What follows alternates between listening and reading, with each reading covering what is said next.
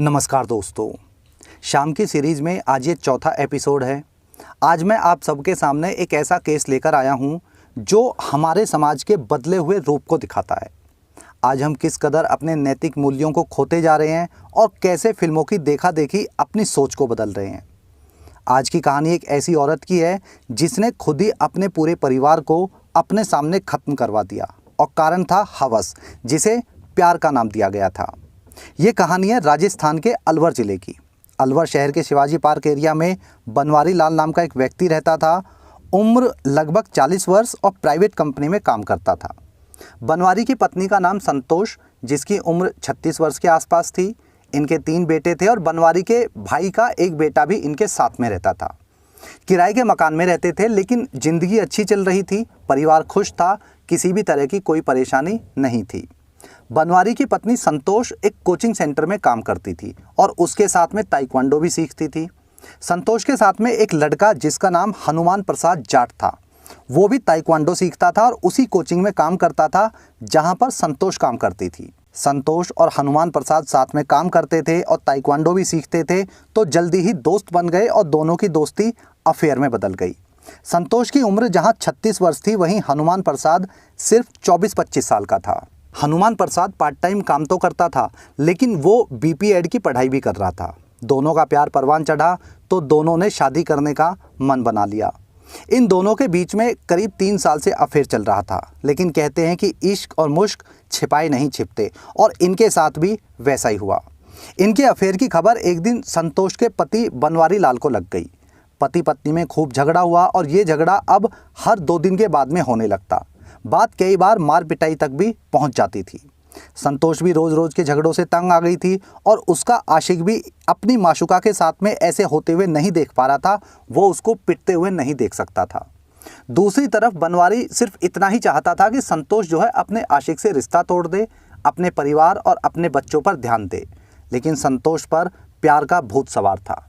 अपने आशिक के साथ में रहने की चाह और पति की चिक-चिक से बहुत ज़्यादा परेशान होकर संतोष ने अपने प्रेमी हनुमान प्रसाद जाट के साथ में अपने पति को मारने की प्लानिंग कर ली। पहली बार में यह तय हुआ था कि बनवारी लाल को ही मारा जाएगा। इसके बाद संतोष ने कहा कि इन बच्चों का क्या होगा, वो नई जिंदगी शुरू कर रही है, तो अब इन्हें जो है वो अपने सर पर नहीं पाल सकती। फिर खुद संतोष ने डिसाइड किया कि पति के साथ में चारों बच्चों को भी मौत के घाट उतार दिया जाएगा। घटना को अंजाम देने के लिए दोनों ने 3 महीने तक कई क्राइम बेस्ड फिल्में देखी, वेब सीरीज़ देखी, क्राइम शोज़ देखे और तब जाके प्लानिंग की। प्लानिंग होने के बाद में ये तय हुआ कि किराए के लोग भी हायर करने होंगे। इसके बाद कपिल और दीपक नाम के 2 किराए के हत्यारे इस साजिश में शामिल किए गए। समय और दिन फिक्स हुआ। घटना की रात आशिक हनुमान प्रसाद ने संतोष को नींद की गोलियां लाकर दे दी। संतोष ने नींद की गोलियां खाने में मिलाकर सबको दी, लेकिन संतोष के बड़े बेटे अमन की तबीयत उस दिन खराब थी, जिसकी वजह से उसने खाना नहीं खाया। सब लोगों के सो जाने के बाद रात 10 बजे हनुमान प्रसाद संतोष के घर के पास आता है। उस वक्त संतोष जो है छत पर खड़ी थी और उसने सब कुछ सही है का इशारा कर दिया। इसके बाद हनुमान प्रसाद बाकी के दोनों हत्यारों को घर लेकर आता है और घर में एंट्री लेता है। दरवाज़ा खुद संतोष खोलती है। तीनों लोग अंदर आए। संतोष ने तीनों को दूसरे कमरे में बिठाया और वहाँ पर उन लोगों ने शराब पी। इस दौरान संतोष जो है ऊपर छत पर चली गई, जहां उसकी खुद की बहन भी सोई हुई थी छत पे। रात 1 बजे संतोष नीचे आई और शराब की बोतलों को और जो बाकी सामान था उसको साफ किया और ठिकाने लगा दिया, और जहां पति व बच्चे सोए हुए थे वहां चले गए। इसके बाद पहले बनवारी लाल की चाकुओं से गोदकर हत्या कर दी जाती है। तभी जो है बड़ा बेटा अमन जाग गया, जिसने नींद की जो दवाई थी वो नहीं खा पाया था खाने की वजह से। किराए के दोनों हत्यारों ने बड़े बेटे को पकड़ा और आशिक हनुमान प्रसाद ने उसका गला काट दिया। इसके बाद बाकी के 3 बच्चों को भी नींद में ही उनका गला काट दिया। इसमें एक बच्चा बनवारी के छोटे भाई का बेटा था, लेकिन उन लोगों ने उसका भी गला काटकर उसकी हत्या कर दी। जिस समय ये हत्याएं हो रही थी, उस समय खुद संतोष दरवाजे पर न सिर्फ खड़ी हुई थी, बल्कि आराम से देख रही थी और हत्यारों को इंस्ट्रक्शन भी दे रही थी कि किस तरह से कैसे करना है। हत्या करने के बाद संतोष ने अपनी स्कूटी की चाबी हत्यारों को दी और वो लोग बनवारी लाल के साथ में स्कूटी से घर से भाग गए। हत्या करते समय फिंगरप्रिंट ना रह जाए, इसलिए सभी लोगों ने ग्लव्स पहनकर हत्या की थी।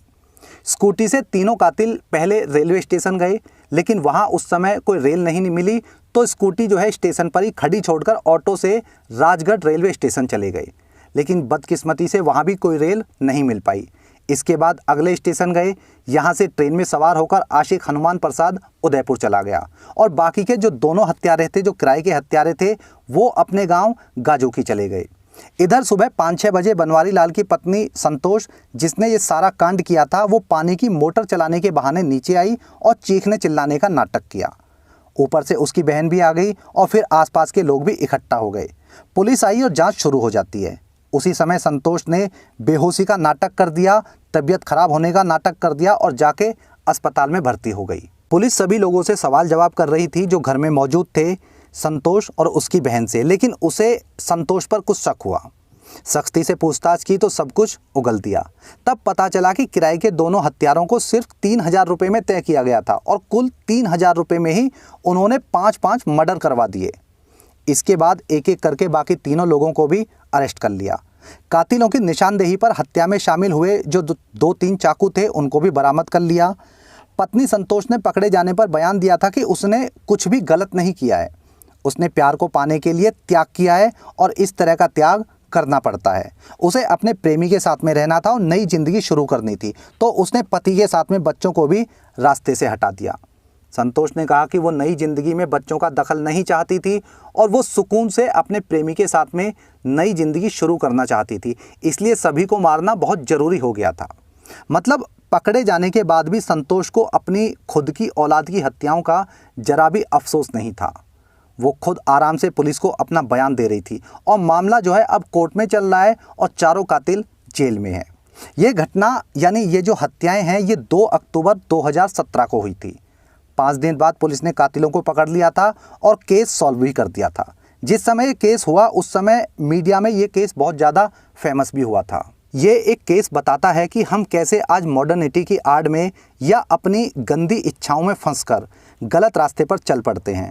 एक माँ जिसने तीनों बच्चों को अपने पेट में 9-9 महीने रखा, दर्द सहा, उन्हें पाला पोसा और अपना दूध पिलाया, वो माँ खुद खड़ी होकर अपने बच्चों का गला काटने का आदेश दे रही थी और सब कुछ अपनी आंखों से देख रही थी। क्या वासना की आग इतनी ज़्यादा होनी चाहिए कि हम अपने रिश्तों का ही कत्ल कर दे और पकड़े जाने पर बेशर्मी से कहे कि ये सब कुछ प्यार के लिए किया था? क्या ये प्यार होता है कि खुद के पति को और खुद के बच्चों को मारने की बात खुद से ही शुरू करो और सुपारी देकर उनकी हत्या करा दो? ये असर है फिल्मों का, टीवी सीरियल्स का, वेब सीरीज़ का, जो हमें हर दूसरे तीसरे टीवी सीरियल में ये बताते हैं कि शादी के बाद अफेयर करना गलत नहीं है, प्यार के नाम पर कुछ भी कर दो, सब कुछ जायज़ है। ये जो आज हम कुछ भी करते हैं, कुछ भी सोचते हैं, उनमें ढेर सारी आदतें, ढेर सारी एक्टिविटीज़ फिल्म और टीवी सीरियल से प्रभावित होती हैं। पहले के समय में समाज में ऐसी घटनाएं बहुत कम देखने और सुनने को मिलती थी, लेकिन आज हर रोज़ अखबार 2-3 तरह की खबरों से ही भरा मिलता है। कत्ल, हत्या, लूटपाट, वासना, हवस। हर 2-4 दिन में एक खबर ऐसी जरूर आएगी जहां रिश्तों का कत्ल होता है। भारतीय कल्चर की ये सोच थी किसी टाइम पर कि रिश्ते ही इंसान के लिए सब कुछ होते हैं, रिश्तों के लिए सब कुछ कुर्बान कर दो, रिश्तों को बचाने के लिए किसी भी हद तक गुजर जाओ। आज कहीं ना कहीं वो सोच खत्म होती जा रही है।